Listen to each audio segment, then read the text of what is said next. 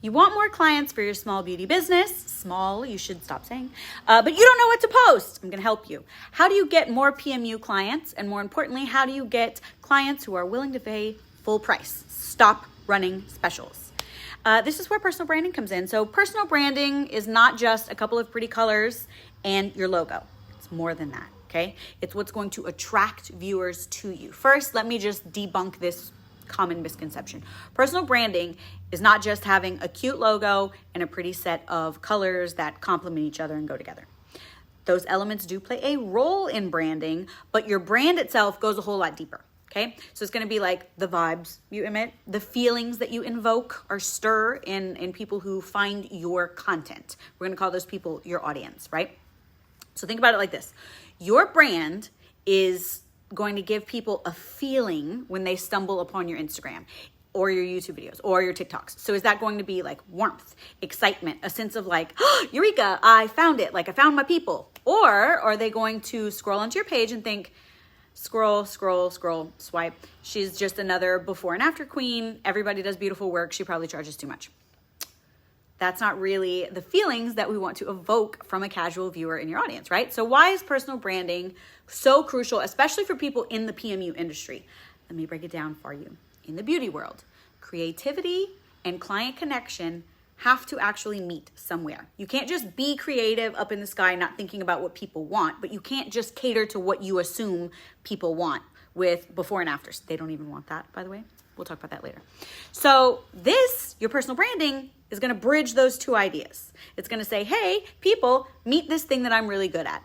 So it's a certain aesthetic, it's a certain feeling, it's a sense of empowerment or glamour or trust or whatever. It's going to be like the emotional anchor that keeps people coming back to watch your content over and over again, which is how you start to build trust with people, right? So I want to build as much trust with my audience as possible because I charge high ticket for most of my services and definitely for my classes. So if they don't trust me a whole bunch and also really enjoy spending time with me, even if that's through the lens of a computer, and they really like my content, they like the way that things feel, they're not going to be comfortable in studio.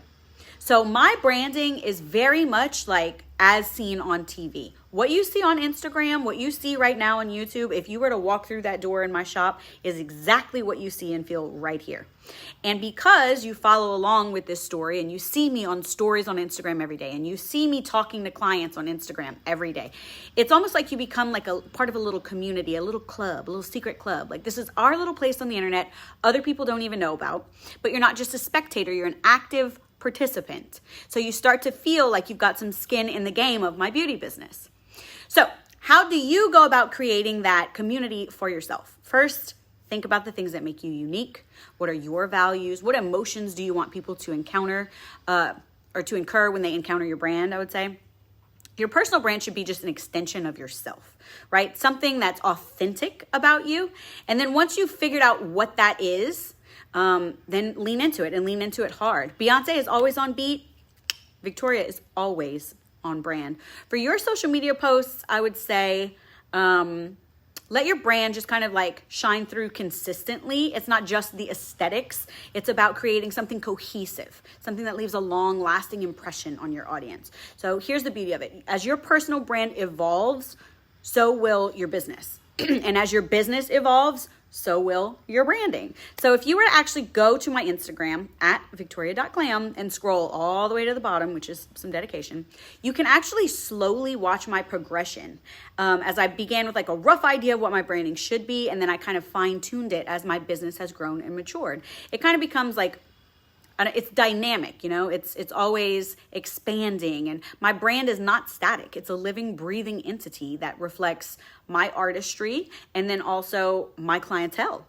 And it's how we create this bond with our audience that makes them feel really comfortable trusting us to tattoo their faces and trusting us with their hard-earned money. Your brand is going to be the compass that guides you. It's the feelings you evoke. It is the community that you're building. It's the promise that you're making to your audience. This is who I am. So you have to show up authentically. You can't promise to be somebody else. So I'm going to link my branding workshop video. It comes with a little PDF you can download and you can work out what your brand is going to be. And then there's also an ideal client video. I'll go ahead and link that as well. And it has a worksheet so you can figure out who your ideal client is. You can meet me right back here in my next video. That's exactly what I'm going to be talking to you about, your ideal client. Once you know who you are and who your business is and what your brand is, now we got to know who the audience is, the other half of the equation, right? Let's get into that.